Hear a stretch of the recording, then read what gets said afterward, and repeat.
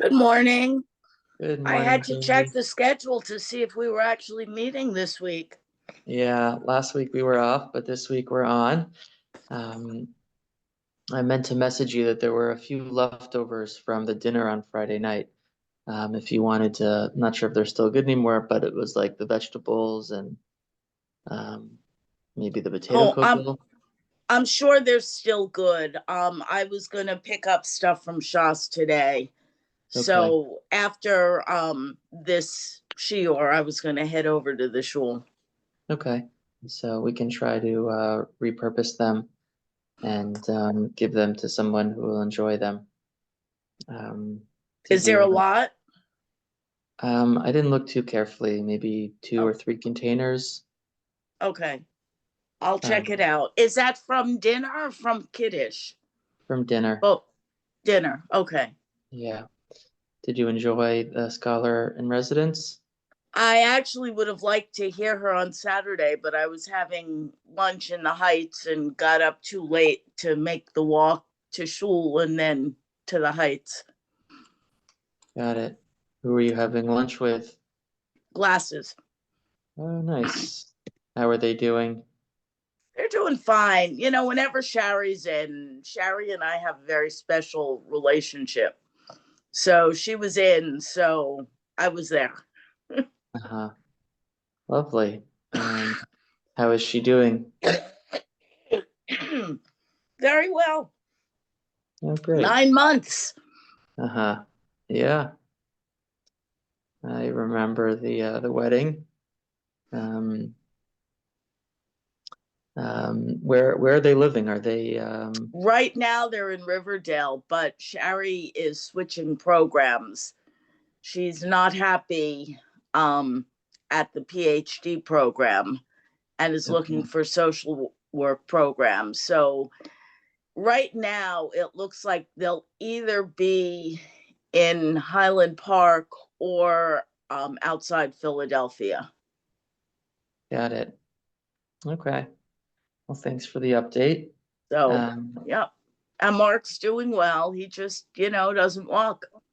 yeah, The it's weather's getting nicer. It would be nice to get him out. yeah. Well, maybe we can encourage him to utilize the wheelchair to get to shul. I know it's hard, but it would be great to have him around. Yeah, yeah. I've got to check the list to see if they're coming to the 50th celebration. I know we reached out to them, but I'll check with Lisa today, but I don't know. okay. But I'll check Um, with her when I see her today. yeah, okay, Is your great. voice hoarse, Rabbi? No, I'm Oh, fine. just your Yeah. morning. Yeah. Yeah, just still suffering from the exhaustion of the clock changing. Yes. And with kids and everything, it's just this week is really sluggish. Mhm. I The kids will, find it yeah, too. Yeah. so we'll get through it and enjoy more sunlight hours. Yeah. Um, and it'll be better for our moods and for everything else. Yeah. Okay, so I want to know why Jill and Gilbert are on different screens. Excuse me, because we're in two different locations. I'm in Massachusetts and Jill is in New Jersey. I'm at Brian. Stacy's Uh, here. So, Oh, so, wonderful. so Wonderful. came in, went to see my sister. It's been a long couple of days. Well, And now you get to see Gilbert too. Yeah. well, it's So sweet to be able to allow learning across distances with I made Zoom sure to bring my technology. laptop with me. Yeah, thank you.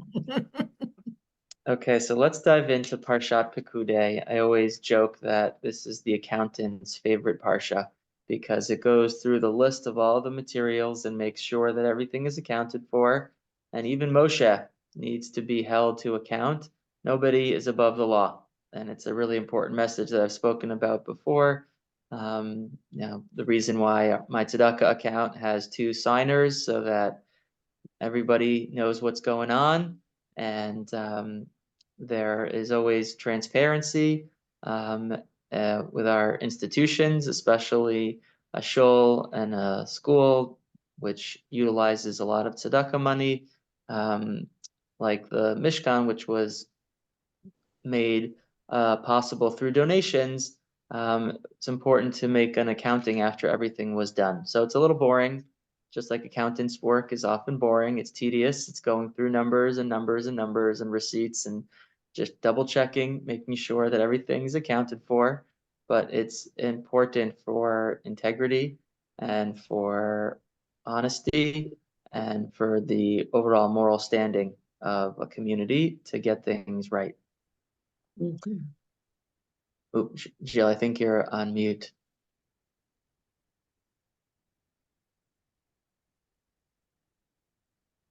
On mute. Numbers don't lie. Numbers don't lie. Yes, indeed. Oh, they can. You have to be Well, careful. if there are bad people involved, sometimes they can be used manipulatively.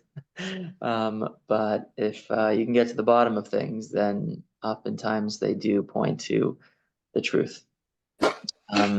Okay, so we're going to be, let me share screen for this week. We're going to be talking about, that's the wrong screen. Hold on. There we go.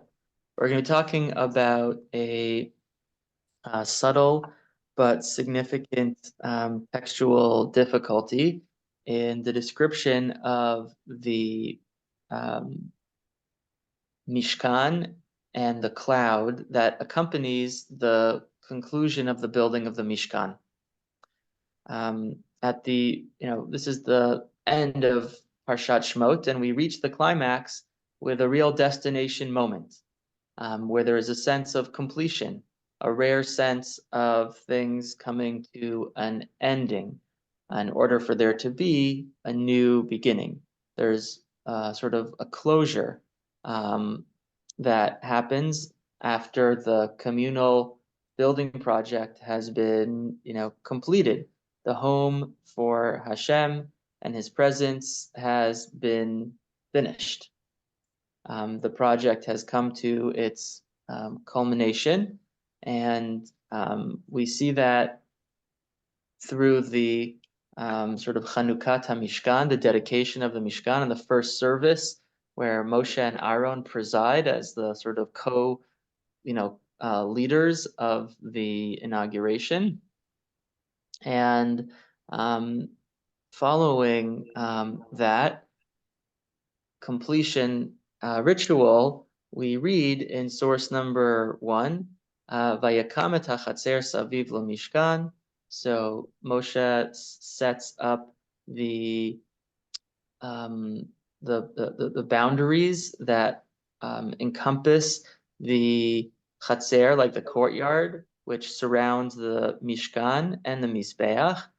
Vayitein et hamasach sha'ar hachatzer, and he puts up like the screen or the gate, because things that are special we need to protect.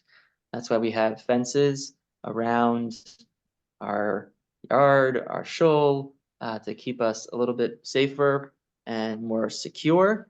And that's the final act of the construction. And then we hear these words, Vayichal Moshe et hamalacha, that Moshe finished. He completed the work. What does the word Vayichal hyperlink to? What does it remind us of? Vayakel, maybe? Or yichol, to do, or can do? Vaychulu. So I was thinking what Jobert was thinking when we say every Friday night, Vayichulu hashamayim va'aretz v'chol tzva'am, right? Vayom hashvi'i vayishbot Elokim yom hashvi mikom malachto asher asa.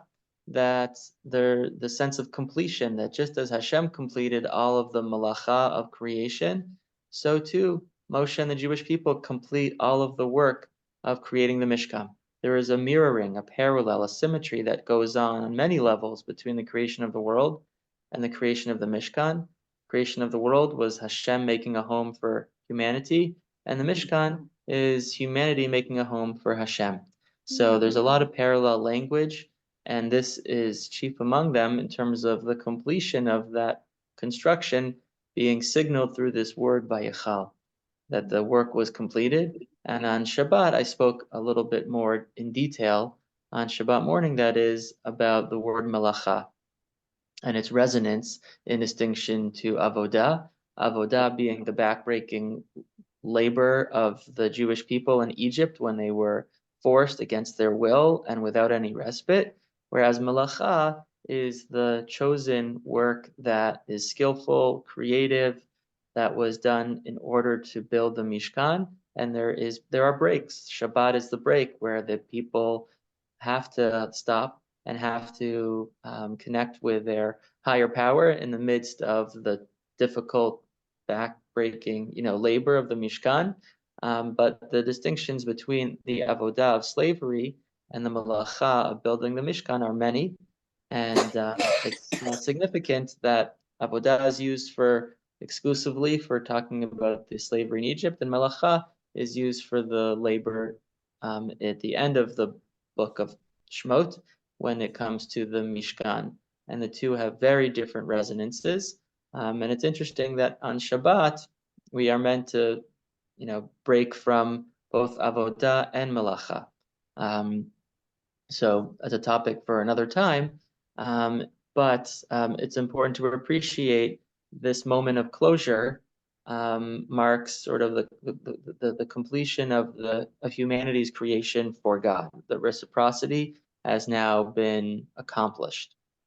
And how do we know that it's been accomplished? How do we know that there is sort of a check mark by this whole effort?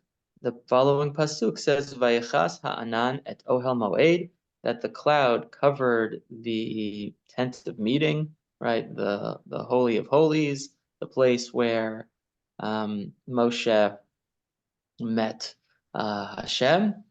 Ukavod Hashem maleat mishkan, and the presence of God, the kavod, which is a reference to the presence of God, filled the Mishkan, and there was something visible, something tangible, something palpable, because you could see the cloud, you could see the mist, you could see this foggy kind of presence, which was the manifestation of Hashem on earth. So how do you know when the home that you build is successful? When you get occupancy and people start living there, right?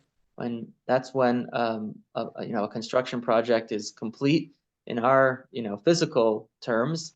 When you get the permit for occupancy and you start living your life in that space, that's when you really have accomplished what you set out to do in terms of building a home or a renovation or whatever it might be. So too with the Mishkan. They complete it, the work is done, and then immediately Hashem occupies the Mishkan. Hashem's presence is there. Hashem makes his presence known by using a cloud as sort of a representation of him, which is sort of physical, sort of not physical. It's amorphous, but it can be seen, right? So it points to Hashem's existence without making it overly definable. So this is the climax of Sefer Shemot. All of the psukim, the myriad of details, measurements, materials that have been collected, all of the artist colony that was brought, directed by Bezalel to make all of the clothing, all of the kelim, it all worked out, right? A project that actually came to fruition on budget, on time, right? A miracle. So that's what we get, this sort of destination moment. The story has reached its closure, and then the Torah tacks on the following brief paragraph relating to the cloud that signals Hashem's presence in the Mishkan. So this is what we're going to try and delve into a little bit to understand a subtle textual difficulty, which Rashi helps us untangle. That gives us, I think, a lot to think about. So let's read after the first source. The second source continues to describe what happened after the Mishkan was complete and Hashem fills it with his cloud sort of manifestation. So in source number 2 here, We read Ubehe'alot ha'anan me'al hamishkan, when that cloud which rested in and on top of the Mishkan lifted, Yisu'u b'nei Yisrael b'chol mas'ehem. What did the Jewish people do? They followed the cloud. They were a nomadic people in the desert. They went from place to place. They shifted location regularly. And how did they know when to leave? They watched. They observed. They paid attention to the cloud hovering above the Mishkan. And when day broke, or when someone noticed, oh, look, the cloud is shifting, then what did they do? They started to pack their bags. They started to take down their tents. They started to load up their donkeys. And what did they do? They followed the cloud. That was how they knew what direction to go in. They had the sort of most profound GPS system that ever existed. They knew where to go because everybody could see these supernatural clouds lifting from the Mishkan and heading in a certain direction, and they followed it. And the clouds went ahead of them and set the pace. And that's how they knew where to go. And then when the clouds stopped, that's the next pasuk, right? V'im lo ya'aleh ha'anan v'lo yisu ad yom ha'alato. When the clouds stopped moving, right, they would not move. So when the clouds stopped, they stopped. And they would not move again until the clouds moved. So it could be 2 days, it could be 20 days, right? There were many different durations of time that the encampments happened over the course of the 40 years in the desert. And when somebody asked, when a little kid nagged at their mommy, said, when are we leaving? Their mommy would say, pay attention to the Ananei Hakavod, pay attention to the, look out every morning when you get out of the tent to see if there's any movement, any shifting of the clouds above the Mishkan, and then you'll know. So that became part of the culture. When the clouds started to move, they dismantled their tents, they dismantled the Mishkan, and they gave all of the parts of the Mishkan to which tribe were the muscle men of the Jewish people? Levites. The Levites, right? They carried the Mishkan. Different families within the Leviim had different specific pieces that they would carry. And they would move out. Now let's look at the final pasuk in this section. Ki anan Hashem al hamishkan yomam. During the day, the cloud rested upon the Mishkan. This is when they were encamped. They were in stationary mode. And at night there was a fire, le'enei kol b'nei Yisrael, in front of the eyes of the Jewish people, b'chol mas'ehem, in all of their journeys. So the first part of this section was describing the presence of the cloud when it would move and the Jewish people would follow it. The last pasuk is referring to when they are in stationary mode and the cloud would be above them, but the word that it uses in the stationary mode is bekol mas'ehem, that the cloud would be above them in all of their journeys. So here is the textual difficulty. In the first instance, when it says bekol mas'ehem in verse 36, it's referring to their travels. It's referring to when they were in motion, that the cloud would be in front of them. And that's when the cloud lifted and moved on ahead. But in the second instance, the words can't be taken literally, because during their journeys, the cloud was not above them, it was in front of them. On the contrary, it was only above them when they were stopped and when they were not traveling. So Rashi comments on this sort of issue, just to make sure that we're clear on what the issue is. In the final pasuk in this section, it says that the cloud rested on top of them, right, on top of the Mishkan and the fire at night, so that they could all see it in their journeys. So, but that's referring to when the cloud was on top of the Mishkan because they were not journeying. So why does it say in their journeys if it's referring to the stationary period when they were not moving? Maybe it's an overall term. They're journeying overall the 40 years. Okay, so maybe it's loosely speaking referring to their overall travels, right?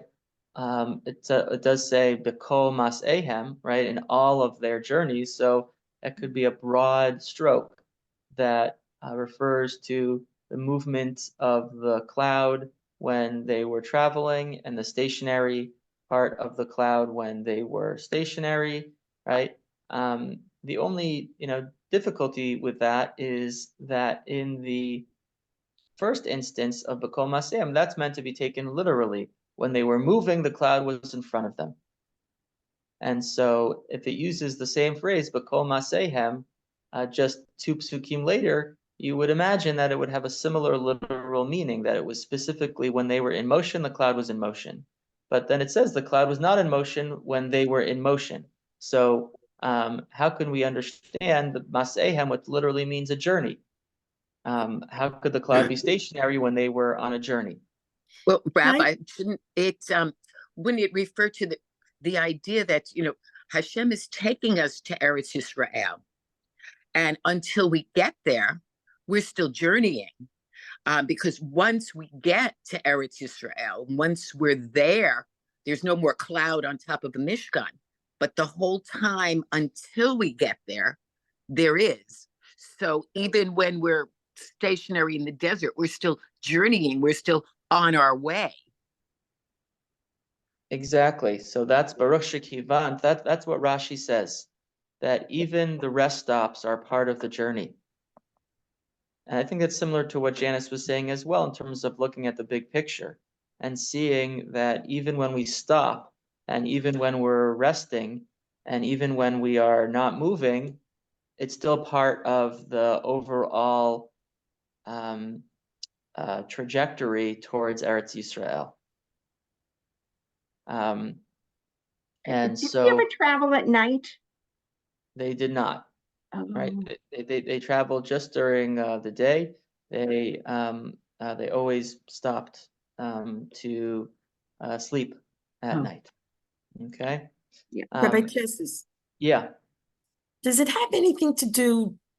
It seems weird, but I noticed that in Pasuk Lamed Vav it says Anan, and then if you go down to Lamed Hey, it says Anan, and then in the first pasuk it says Bechol with an O, and then it says Bechal with an A. Those are Does it have great. to have different meanings? No? Right. So the first one you mentioned of, ki ha'anan, it's Right. referring, when it uses the hey, it's referring to the anan in the previous, pasuk. Like when you say the as a principle, it is referring back to the anan that was referenced just a moment ago, which is the anan that was in the Ohel Moed, right? So the anan in the Mishkan, right? It's Hanan Me'al HaMishkan. The anan that we referenced before is Me'al HaMishkan. And then in Lamed Chet, when it says Ki Anan Hashem Al HaMishkan, it's referring to the same anan, but it's not referring backwards like the and because it's describing the cloud of Hashem above the Mishkan. I think there is a difference there, but I'm not sure if there's a difference with a distinction. Okay. And the second point of Bechol versus Bechal, so there is actually the second instance of the nekuda there is actually a nekuda that does have the chol. It just doesn't have the cholam. So it is pronounced the same way, even though that nekuda does not allude to it. So I also think there that it's the same meaning in terms of it being about all of their journeys. So I appreciate the close eye, but as far as I can tell, I don't think they are differences that have a significance in terms of the meaning. It's confusing. Yeah, indeed, but it's a good close read. So let's look at Rashi, how Rashi resolves this textual difficulty. Even though we've already sort of said it outside, I want to try and look at how he does so inside. So Rashi says, "Le'enei kol Beit Yisrael b'chol masehem, b'chol masa shahayu nosim." In every journey that they made, haya ha'enan shochen b'makom asher yachanu sham. The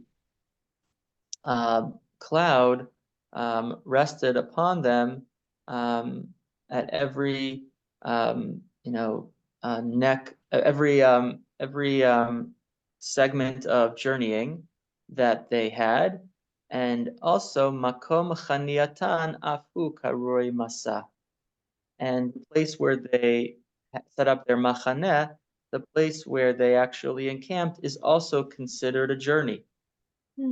So even the rest stops are part of the travel. Even the encampments are called places of masa.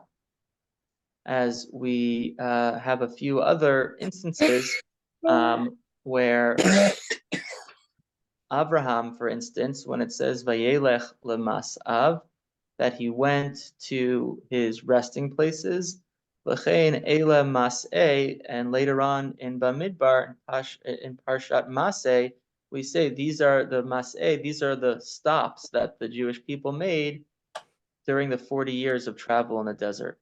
L'fi shememakom hachaniah chazru v'nas'u, l'kach nikru kulan mas'ot. So he says that the place where they set out from the journey is included in the journeys itself. So the point is linguistic here, but the message is momentous. And Rashi sort of encapsulates for us in a few words an existential truth, which is that even an encampment is part of the bigger picture. So long as we have not reached our final destination, right? Even a place of rest is really just temporary. There is no final destination. There is, as long as there is still, a way to go. And to be, a Jew is always to be traveling and not yet home. Until, of course, we've arrived, in Eretz Yisrael. And we're not really defined by where we are right now, but rather where we are going and where we are headed. And even in, Medinat Yisrael that we have today, we're not defined by our stationary place, but the place where we are going towards. And I think it was Robert Frost, who said, "The woods are lovely and deep. I have promises to keep and miles to go before I sleep." So the miles to go before I sleep is that sort of sentiment of a resting stop also being really part of the journey. That we don't see the temporary pauses, on the way there as separate from getting there. And one halacha, and then I'll get to you, Janie, which underscores this point, is that in halacha, one who rents a house outside the land of Israel needs to fix a mezuzah, but they have 30 days until they are required to do so. Because until then, it's not really regarded as a dwelling place. It's regarded as a temporary sort of location. And only after that period of a month does it become a home, which is then like a dira, a place of dwelling that requires a mezuzah. Whereas in Israel, if you rent a house, you are required to put a mezuzah up immediately. And the reason for the difference is because in Israel, even when you're renting, you've established a home. Because of the location where you are. Whereas outside of Israel, even setting up a home we see as more temporary. It's it takes a little longer for it to be considered a dira, to remind us that this isn't really a dira, this isn't really a permanent home. Of course, you still have to put a mezuzah up, for your duration there, but because it takes longer to actually make it your place of dwelling, that signals to us that it's not an immediate automatic sense of arrival, of destination, like it would be in renting a place in Israel. So that's halacha, which underscores this point of Jews are always moving. And even, or I should say, especially outside of Eretz Yisrael, we're always on our way to Eretz Yisrael, but even in Eretz Yisrael, certainly at this time, we can appreciate the reality that we are not stationary and that there is so much left to do in order for us to be able to settle a land and live in peace and live in security. And so we are in the midst of a lot of movement, a lot of motion, a lot of turmoil in the land. And that's sort of underscored that this is part of the process of moving towards destiny. The way that the Torah calls Masa, even a resting point, is a journey, because everything is part of that momentum of moving towards our permanent home. Janie, you had your hand up. Yeah, so going way back to the beginning of the year, and I could be totally like misinterpreting or misthinking things, but I believe we were talking about, I think it was Yaakov after Yitzchak died, and that he was continuing on the journey that was started. Am I getting it right? I think that piece was about Avraham, actually, when he goes to Eretz Canaan and Hashem says Lech Lecha.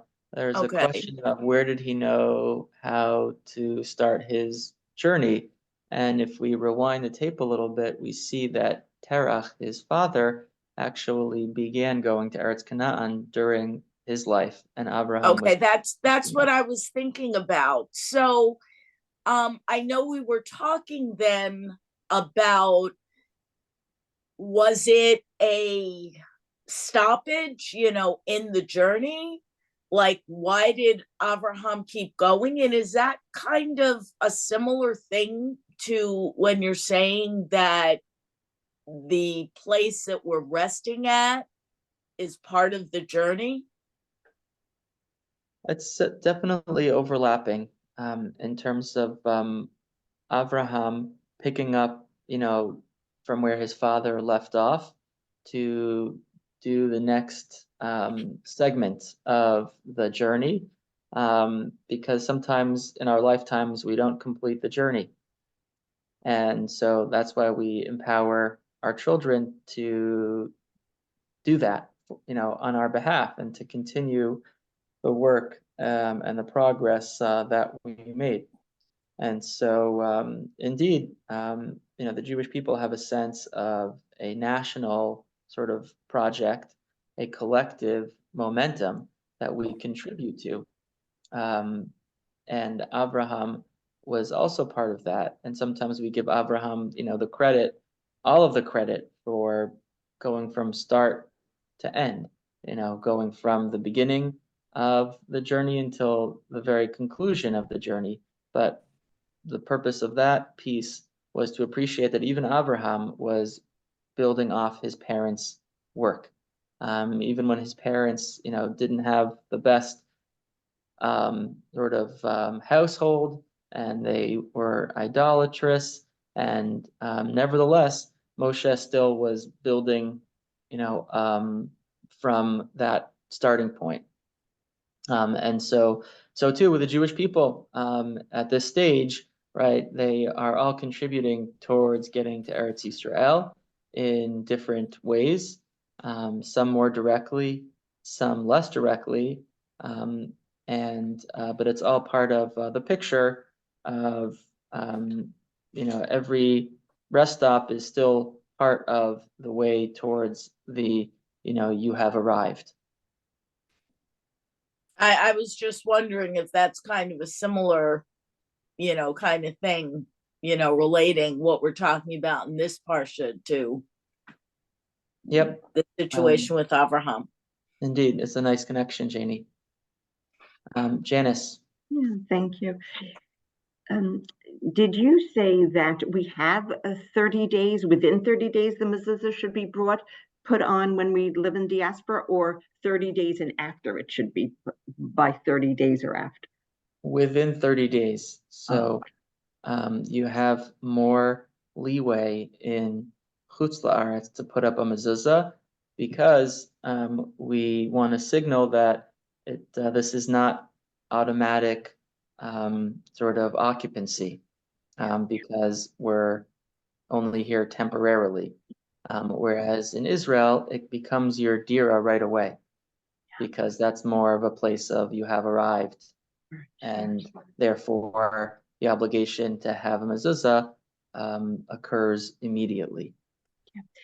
And were you explaining to Janie that Abraham's parents, at least his father, had started the journey to Eretz Israel before God had told Moshe to Lech Lecha, to leave his homeland? Yes, indeed. He did it of his own accord, the parent? Yeah, the Torah just says that he was leaving Ur Kasdim and heading towards Eretz Canaan, and then he got stopped in Haran, where he died. Right. So it sounds like he was drawn towards Eretz Canaan in some way, and we don't know much from the Pshat.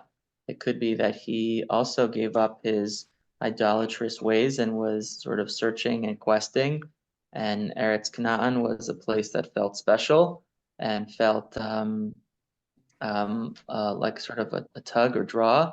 And so he begins that, and then Abraham picks up. So, if you look, I think it's Perek Yud Chet in Breshit, even before the Lech Lecha, Terach is already headed in that direction.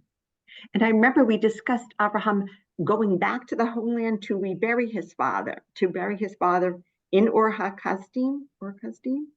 Yep, he goes back and yeah. So goes back okay. and then forward again. Any other comments or additions for this week? Jobert, did you find it? Are you looking for the reference? Oh, I can't hear you.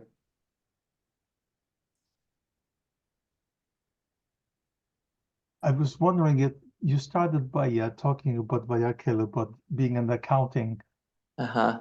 and I was wondering if that was a parasha where there is a shalshelet where Moshe asks something like Eze, or if there was the one particular word that there is a particular trop on it that I heard that somebody had said. I was hoping to find it, but I can't seem to find it right this moment. Okay. It just was a comment on the why Dafka that particular note on that word, and it was kind of an accounting kind of not joke, but was like, Uh-huh. where does this come from? Yeah. It was one Okay. of Well, those. when you I- find it, let me know. Yes, I will. Okay. Well, I wish Thank everyone a you. wonderful week, and Yeah, we'll you too. continue learning next week. Okay. Take care. All Bye. right, thank you. Bye.